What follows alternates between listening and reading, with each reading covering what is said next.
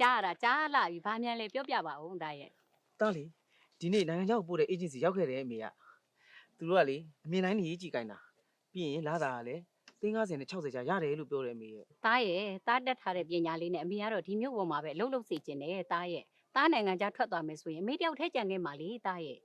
အမေရဲ့ဒီနိုင်ငံမှာတားရထားတဲ့ပွဲလေးနဲ့ဘာမှလုပ်လို့မရဘူးဘွားတစ်ခုလုံးပြောင်းလဲဖို့အတွက်2နှစ်3နှစ်လေးခွဲရတာဘာမှဖြစ်ပါဘူးအမေက နောက်ပြီးအဲ့မှာသွားတယ်ဆိုလို့ရှိရင်ပတ်စံနေအများကြီးကုန်တယ်လို့အမေကြားတယ်နော်ရာချီကုန်တာတဲ့ အားလုံးပြီးစည်းဆိုရင်တော့356လောက်တော့ကုန်မှာပေါ့အမေရဲ့ အဲ့ပတ်စံတွေကအမေဘယ်လိုလုပ်တက်နိုင်မှာလဲသားရဲ့ ဟာအမေကလည်းပတ်စံကြီးတခါတည်းမသွင်းရပါဘူး3ပုံပုံရင်တစ်ပုံကိုပထမအဆုံးသွင်းရမယ်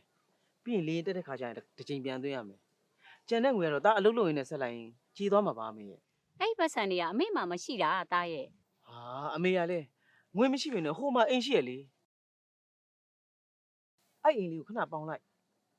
ပြီးရင်တားအလုပ်ရတဲ့ခါကျပြန်ရွေးလို့ရပါတယ်အမေရဲ့ သားရဲ့ကိစ္စကအကြောင်းမျိုးမျိုးကြောင့်လွဲချော်သွားခဲ့လို့ရှိရင်အမေတို့ကအိုးမဲ့အိမ်မဲ့ဖြစ်သွားမှာပေါ့သားရဲ့နောက်ပြီးကြအတိုးကလည်းကြီးတယ်လေ အဲ့ကိစ္စတော့ဘာမှမပူပါနဲ့အမေဟာဒါအလုပ်ရလာတဲ့ခါကျရင်